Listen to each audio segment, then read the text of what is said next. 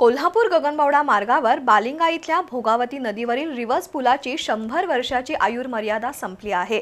शाहू ब्रिटिशकालीन या पुलाला 138 वर्ष पूर्ण झाली आहेत। त्यामुळे इथं पर्यायी पुलाची मागणी अनेक वर्षापासून होत होती। त्यानंतर मागील वर्षापासून नवीन पुलाचं काम सुरू करण्यात आलं खरं, पण हे काम अत्यंत संथ गतीने सुरू असल्यानं नागरिकांमधून नाराजी व्यक्त होतीये। पावसाळ्यापूर्वी पुलाचं काम पूर्ण झालं नाही तर येत्या पावसाळ्यात हा पूल पुन्हा वाहतुकीसाठी बंद होण्याची शक्यता आहे।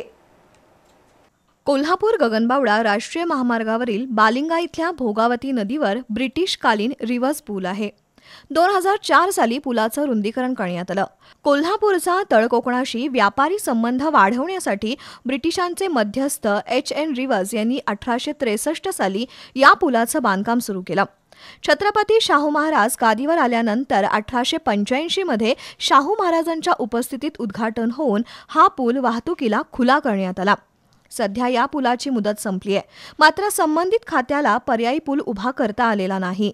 करवीर, पन्हाळा, गगनबावडा, कोकण आणि गोवा पर्यटकांची वाहतूक या पुलावरून मोठ्या प्रमाणावर सुरू असते। तसंच कुंभी, राजाराम, भोगावती, शाहू, DY, दालमिया साखर कारखान्यांसाठी ऊसाचीही वाहतूक होते। सध्या दररोज 32,000 टन वाहतुकीचा भार हा पूल सोसतो आहे।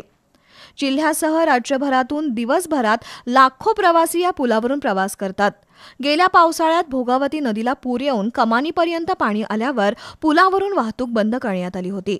त्यामुळे नागरिकांचे हाल झाले होते। नागरिकांच्या आंदोलनानंतर रस्ता पुन्हा सुरू केला होता। त्यावेळी पुढच्या पावसाळ्यापूर्वी नवा पूल बांधून पूर्ण करू असं आश्वासन राज्य महामार्ग विभागाच्या अधिकाऱ्यांनी दिलं होतं। सध्या पुलाचं काम सुरू असलं तरी पूल बांधणीसाठी कोणतंही नियोजन नाही, मशिनरी नाहीत। काही मोजक्याच मजुरांकडून फक्त पुलाचा एक टप्पा पूर्ण झालाय। त्यामुळे आता 4 महिन्यात पूल बांधून पूर्ण होण्याची शक्यता धुसर आहे। गेल्या स्पीड नव्हतं, यावर्षी त्याला स्पीड नाही आहे।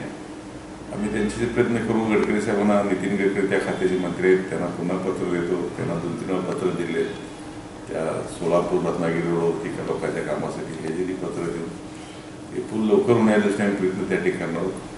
ते धरण ठीक आहे, एका 15 दिवस बंद ठेवलं तर पण ते पूर्ण धरण गेल्यावर काय करणार, थोडं सगळीच अडचण होणार आहे। या दृष्टीने ते लवकर व्हावं या दृष्टीने आमचा प्रयत्न त्या ठिकाणी राहील। जून-जुलैमध्ये पुराच्या पाण्याची पातळी वाढून पुन्हा वाहतूक 15 दिवस ते 1 महिना बंद करावी लागणार आहे। यामुळे पुलाच्या कामाबद्दल नागरिकांमधून संतप्त प्रतिक्रिया व्यक्त होत आहेत।